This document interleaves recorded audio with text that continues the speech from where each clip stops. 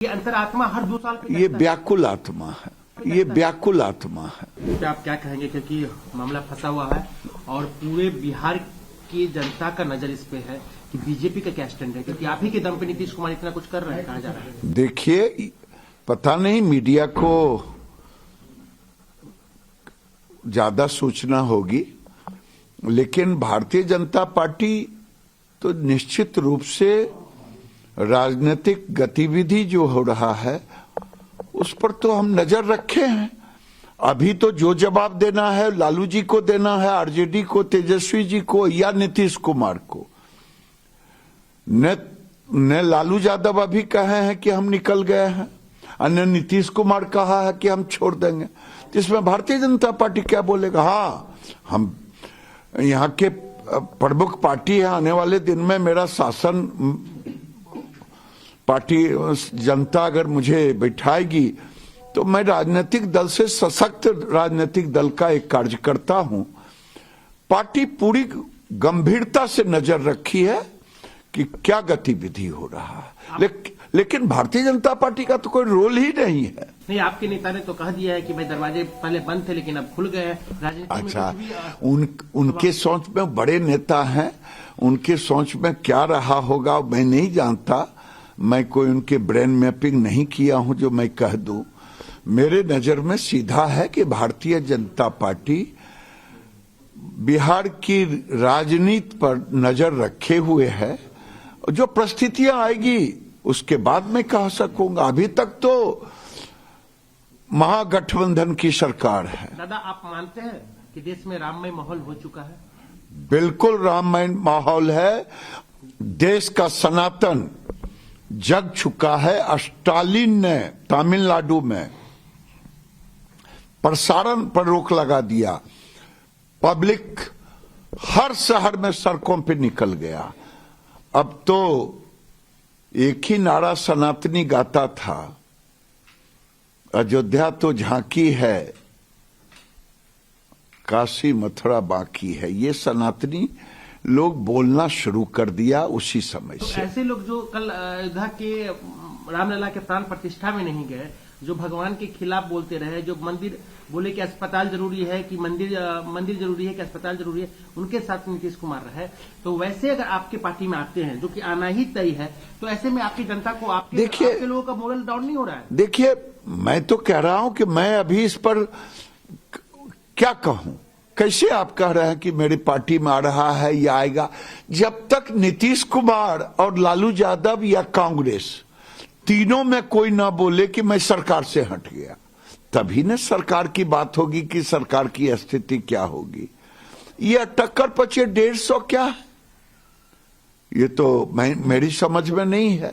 जिनके समझ में है उनसे बात कर सकते हैं तो वो ज्यादा बेहतर बना। नाराजगी किस बात का कि दोनों में इतनी दूरियां क्यों आ गई? अब ये तो लालू यादव जी जानेंगे, नीतीश कुमार जानेंगे। मुझे तो सीधा दिखता है कि लालू जी ने जब यहाँ पहली मीटिंग हुई थी तो राहुल गांधी को दुल्हा भी बना दिया, मीट खिलाने के लिए भी बनाने के लिए सिखा दिया। तो इनको लगा कि मैं आया था दुल्हा बनने के लिए, दुल्हा तो लालू जी बन गए। लालू जी ने दुल्हा बना दिया राहुल गांधी को। तो मुझे लगता है कहीं न कहीं उसी समय से, और जब खड़गे जी को भी मान लिया तो भी न लालू जी विरोध किया, न कोई विरोध किया। कोई विरोध तो नहीं किए ये लोग। तो ये बेचारे तो भारतीय जनता पार्टी से, जो कहता नहीं है कि खूंटा से गाय रस्सी तोड़ करके भाग गया, तो रस्सी तोड़ के जो भागे वो तो प्राइम मिनिस्टर बनने के लिए भागे। तब खटका तो लालू जी इसमें सबसे बड़े बाधक रहे। लालू जी राहुल गांधी के सिवा तो इनको कभी प्रमोट ही नहीं किया।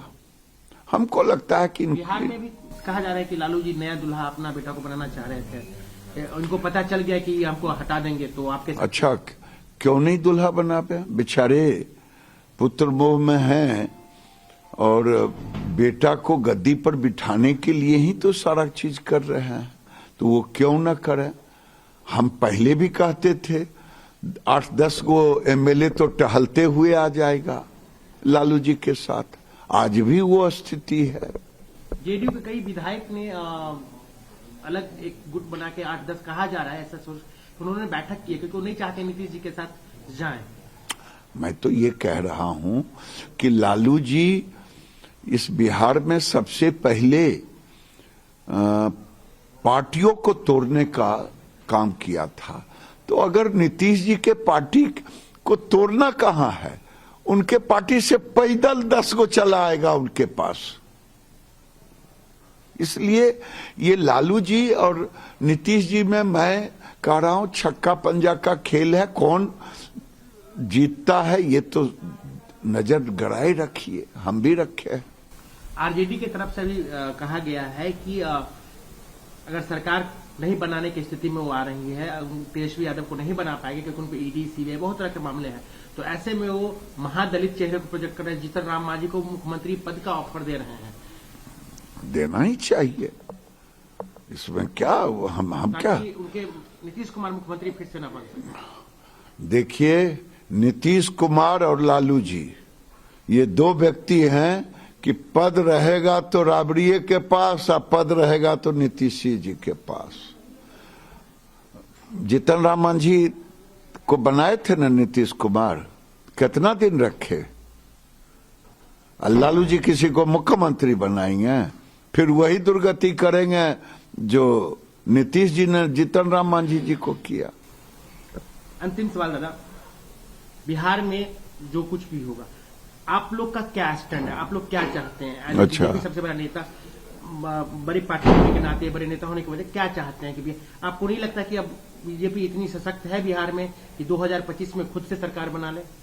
भाई 25 में चुनाव होगा, मेरी सरकार होगी। ये मैं आज कह रहा हूं कि बिहार की जनता भारतीय जनता पार्टी को 25 में मौका देगी, 24 में भी देगी। 24 में देश में बनाने के लिए, 25 में बिहार में बनाने के लिए। हम तो मुख्य दर्शक है, देख रहा हूं क्या हो रहा है। हम भी आपके तरह नजर गड़ाए हैं। मैं बार बार कहता हूं, कुर्सी के ये लालू जी जेल जा रहे थे, किसको दिया कुर्सी? राबड़ी जी को। नीतीश जी जब तक हम लोगों के साथ रहे तब तक लगा कि स्व है वो। जब बीजेपी को छोड़ दिया तो साथ में लड़े थे जनाधार, तो बना दिया जीतन राम मांझी को।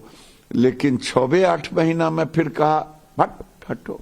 जीतन राम मांझी का एक इंटरव्यू देख रहे थे किसी चैनल पर, किसी पर, उसमें उन्होंने कहा कि मुझे तो रबर स्टाम्प की तरह आता था, सूची बन के मंत्री ये दस्तखत कर दीजिए, कर दिया।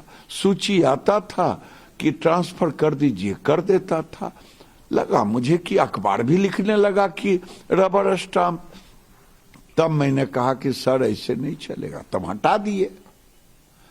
तो ये लालू जी नीतीश जी कुर्सी को नहीं छोड़ सकते हैं। 90 से यही दोनों कुर्सी पकड़े हुए हैं। हर साल 2 साल के बाद नीतीश जी का अंतरात्मा जग जाता है। कभी आपके साथ रहते हैं तो उधर जाने के लिए जग जाता है, अब उधर है तो इधर कहते हैं कि जग गया। तो ये अंतरात्मा हर 2 साल पे ये व्याकुल आत्मा है।